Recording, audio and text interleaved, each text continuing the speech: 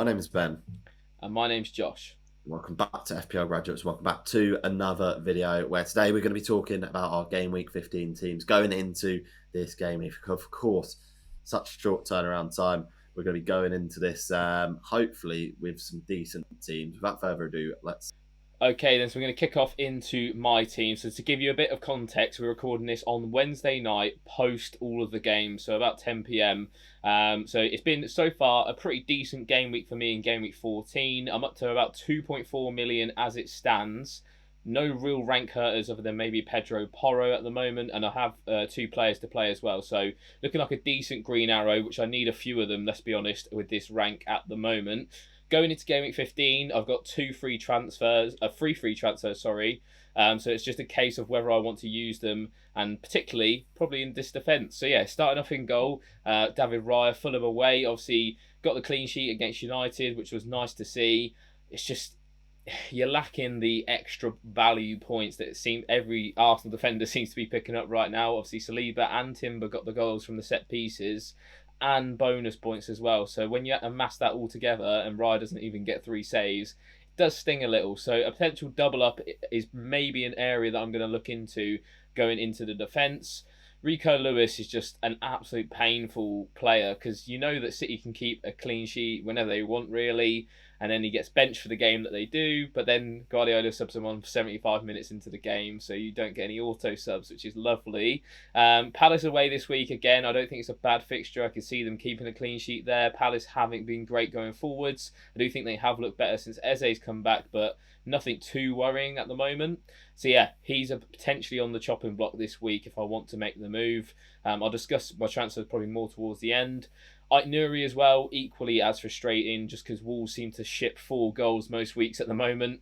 The attacking threat is almost just nothing there at the moment with him playing as the left back in a 4-back. He's not playing as that wing back that we've seen in obviously the weeks gone by when everyone's brought him in. So yeah, he is also frustrating for me at the moment. If I could just use 2 free transfers, which I can, I'd probably look at getting rid of those 2. But again, the upside in defence, barring those Arsenal defenders, I just don't think there's too much there at the moment. So it's something that I'll be thinking about anyway going into this game week. Diogo Dalot is my final defender, someone who I'm actually relatively happy with. The attacking threat is there with him. He's getting shots away. Whether he's playing on the left or the right, he seems to be playing the most minutes out of all those United wing-backs at the moment. So yeah, fairly happy with him. Saying that though, there is so much rotation with Amorim at the moment. Amad Diallo got benched against Arsenal, which I was quite shocked about. So I wouldn't be shocked to see Dalot get benched against Nottingham Forest. It's just one of those situations, and he's almost certain to come on as well because Malacia can't play more than 45 minutes at the moment. So it's one to wait and see. I'm just going to probably hold it out for this Forest game and then reassess moving forwards after that. What's the thoughts on the defence, Ben? Yeah, I think it's one you just got to sort of hold. I think Lewis will start at the weekend. There's no doubt about that. Obviously, we saw Ake go off in the later stages with what looked to be a muscular injury, so I don't anticipate him being available this weekend. So I think Lewis is a fairly sure start. Yeah, like Nuri and Dalot, it's a difficult one with both of them in some aspects, just with sort of the rotation of Dalot and how rubbish Wolves are at the moment. So yeah, like if there's a game that you're just going to hold on for one more game for, essentially, it'd be these 2 games for both assets. Forest off the back of sort of losing 3-0. West Ham, who seem to be sort of doing everything but scoring at the moment. So yeah, let's see sort of a 4-goal to West Ham sort of thing. But yeah, I think, like you said, a double up on the Arsenal defenders should be sort of in your vision on the horizon, because it's not going to be long before that's a requirement in terms of your FPL team. Okay, then, so moving on to the midfield, we've got Cole Palmer up first. Obviously, got his goal against Southampton. Disappointed that he didn't get more as a captainer last week. I thought, he had the chances, he hit the post, he got an assist that hit the bar as well. So the haul ability was there. I think overall it was a good pick. It's just that Mo Salah is absolutely tearing everyone apart. It seems like he gets 2 goal contributions almost every game at the moment. So yeah, my armband is on him for this game week. Everton away, although Everton obviously beat Wolves 4-0 at home, this Liverpool team's just a different beast, really. Not even just Liverpool, but Mo Salah. Like, he's just absolutely crazy. Glad to be owning him now, finally, after about 10 weeks of not. And the rank is now going up, which is great. But Bruno Fernandes as well. Obviously, he played the central midfield role with Ugarte, which I sort of imagined that would happen against that Arsenal team due to Kobe Minu being suspended. I expect him to play the 10 role again, like he did against Everton, against Forest. I think he's a decent option for this game week if he does play that role. I'd expect Mainu just to come straight in with the way that Amarim is rotating at the moment. And then Semenyo, it's a 50-50 at the moment between him and then Morgan Rogers, who I start. I haven't seen Semenyo play at the time of recording, so I have to give Bournemouth a watch tomorrow. But yeah, Morgan Rogers is just a delight to watch as well at the moment. So it's a difficult benching decision. Obviously, I don't have Bukayo Saka. He obviously blanked against Manchester United, but looked threatening at all times. He's also on corners, which is one of the biggest pluses at the moment for any Arsenal asset. So yeah, for me, it's probably a plan to try and get him in. But then when I'm looking a little bit further ahead, maybe in 3 or 4 game weeks, I am probably going to want Erling Haaland back, despite him yet scoring since that Brighton game. So it's just a case of, like, I'm not going to be able to own Palmer, Salah, Haaland and Saka. So do I just hold off on that Saka move and wait until I get Haaland in? I'm not too sure at this time. What's your thoughts on the midfield, Ben? Yeah, a decent midfield, and like you said, you can't own all of them, so you're gonna have to make sacrifices. And at the moment, it's Palmer, Saka, and Salah that are in form, so you just got to base it off that at the moment. I think it's a difficult one. Bruno Fernandes is a good pick, dependent on sort of how he fits into that system again, going into the Forest game at home, and it's a very, very difficult benching decision. Rodgers with Southampton at home, who just seem to be depleted so heavily at the moment, and Semenyo, who at the time of the recording, we don't know how he did against Tottenham, but and the Ipswich away fixture is not too bad at all. I'd maybe be leaning more towards Rodgers over Semenyo, but whatever decision you make, it's going to be tough to watch whoever you bench or play, because there's every chance of a haul from either of those. Okay, then, so to round off the team, we've got the 3 forwards. Ollie Watkins has got Southampton at home. He's obviously coming off the back of a double-digit haul against Brentford at home. I was sort of holding out for these fixtures. He had been blanking a couple of weeks. He got 1 goal, then blanked again. So it's nice to be rewarded with that bit of patience and holding him throughout that period. And with that double-digit haul, I now have got a Southampton at home fixture where, like Ben just mentioned with Morgan Rogers, they're absolutely depleted. Conceded a load of chances through the middle. And one of the probably most important things is that they seem to gift goals whenever someone presses their centre halves. And Ollie Watkins is going to be one of the main men doing that. So yeah, really happy to own him for this week and maybe next as well. And then I will probably look to offload him after that. Just to get in, like I say, Bukayo Saka, Erling Haaland, those kind of players. Alexander Isak is next. I didn't sell him. I played him for that double-digit haul, which was great. Again, I just looked at the fixtures ahead. Even if he missed that Liverpool game, I was more than happy to keep him for this Brentford away fixture. Brentford defensively all season long now have been really, really poor. So yeah, looking forward to this run of games for Newcastle and Isak in particular. Again, a nice option for the next few weeks. And then João Pedro, like we said, haven't seen him play yet. Hopefully he's not playing left back like he did against Southampton. If that is the case again, I think the benching decision makes it maybe a slight bit easier. Obviously, he does carry that penalty threat though, which is one of the main reasons we all own him. Leicester away, despite winning in Van Nistelrooy's first game in charge, they conceded 30 shots to West Ham. So if there's any defence to target, I think Leicester's probably one of them as well. Again, playing with Connor Cody, Yannick Vestergaard, slow centre halves. I think there's just more than enough chances for Brighton to get some goals in that game as well. So yeah, that's the forward line. Ben, what's the thoughts on that? And would you bench João Pedro for Rodgers? What's the thoughts? I probably wouldn't want to bench João Pedro, if I'm being honest, just for the penalty sort of aspect. I think it is between Semenyo and Rodgers, unfortunately, and you're gonna have to bench one of the two. But yeah, for the rest of the strike force, really, really strong. I don't think there's any complaints. It's fairly well set up in terms of the whole team for the next few game weeks. It's just a case of a couple of Arsenal players in there, and you're sort of set and ready to go, really. Okay, so moving on into my team for game week 15, and this is potentially the last week of this team before we look at doing a wild card, which is going to be very interesting. So to go into defence first, we've got Raya as well. This will be the last week that I own just one Arsenal defender. From next week onwards, it will be the double Arsenal defence again. So let's see how that goes. At least that's the plan anyway. yeah, Fulham away is a decent fixture for Arsenal. So hoping I don't get sort of hit too hard by the Arsenal assets all hauling like they seem to be at the moment, sort of week in, week out. Moving on to defence, a little bit annoyed that Villa didn't keep a clean sheet again against Brentford.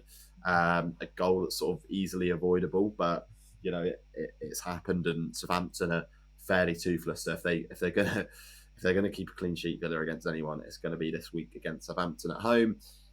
And I mean, again, probably going to be one that I ship out on the wild card.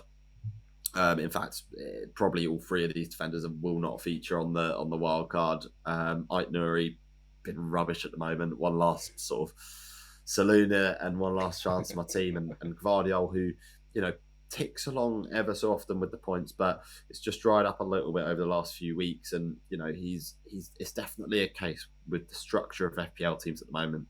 It's either Gvardiol or that second Arsenal defender, and I think at the moment I'd rather go for that second Arsenal defender, given how strong they are from set pieces, given how strong they are sort of defensively, and looking a bit more secure and solid than Manchester City.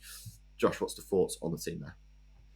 Yeah, I don't mind the defence, to be fair. I'd maybe look at starting Lewis Hall over Ait Nouri. I know West Ham have been pretty toothless themselves, but it's just that Wolves team looks absolutely awful at the moment defending. 4 goals to Everton, who literally can't score, is quite embarrassing, to be honest. Concert, like I've said for all season long, like Villa have good defensive data. They'll just find a way to concede no matter what.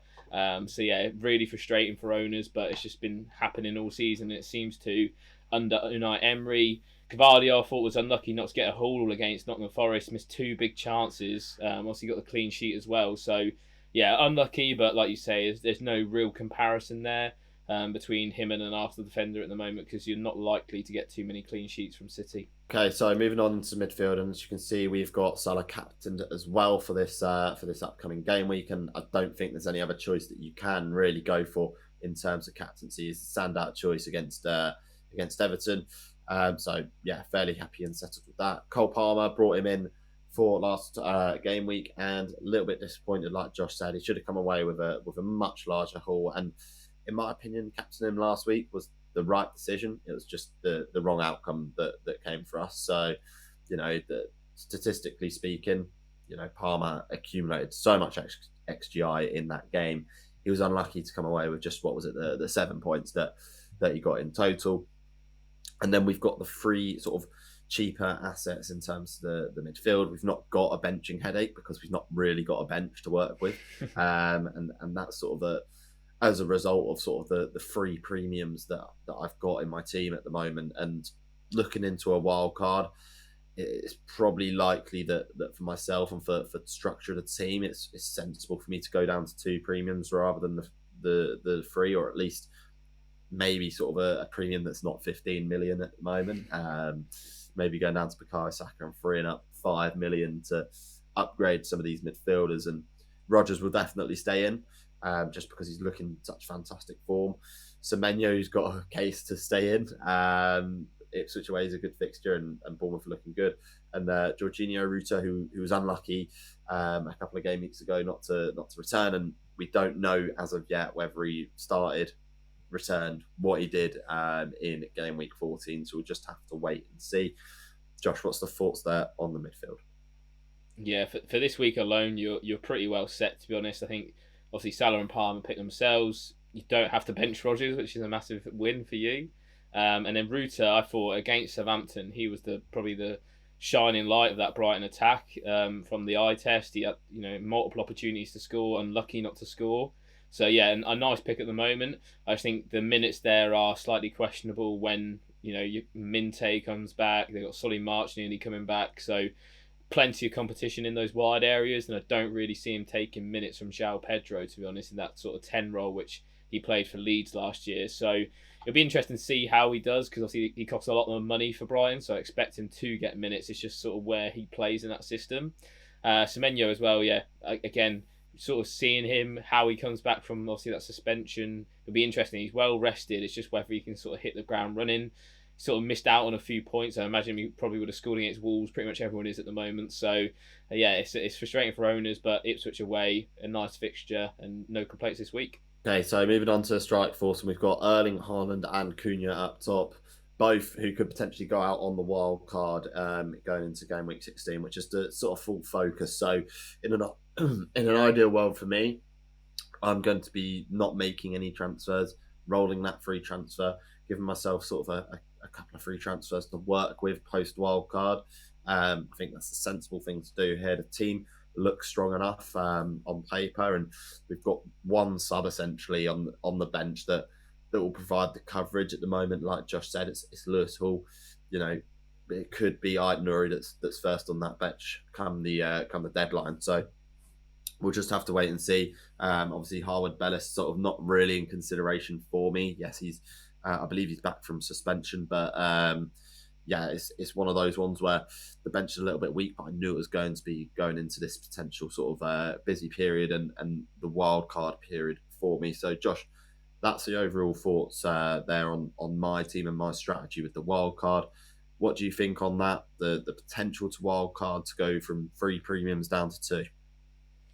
Yeah, I think it's the right move. I think even with Haaland, like he needs to be returning 2 returns, specifically goals, really a game for him to warrant that price tag right now compared to those midfielders. Like you mentioned with Saka, like it's a £5 million saving, which you can do a hell of a lot with. You know, it's crazy. You can upgrade from Ruta all the way up to like Palmer nearly. Like it's crazy what you can do with that sort of money. So yeah, for me, I think it's the right decision. Cunha's interesting because he has blanked twice in a row, but he's also been overperforming for about 5 weeks in a row. So do owners sort of stick with that?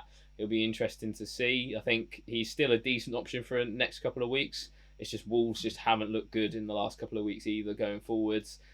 So yeah, and obviously you've got a plethora of options in those forward positions, so you can lose your patience a little bit quicker and move on to some better options. It'll be interesting to see what you do. Okay, then, so that wraps up our Gameweek 15 team reveals. The deadline is obviously tomorrow at 11 a.m, just before the Merseyside derby gets us underway. Will you be captaining Mo Salah, or will you be ruling out that early kickoff curse? It'll be interesting to see. And as always, please remember to like, comment, and subscribe to the FPL Graduates. I've been Ben. I've been Josh. And we'll see you guys Next time. Have a good game week, everyone.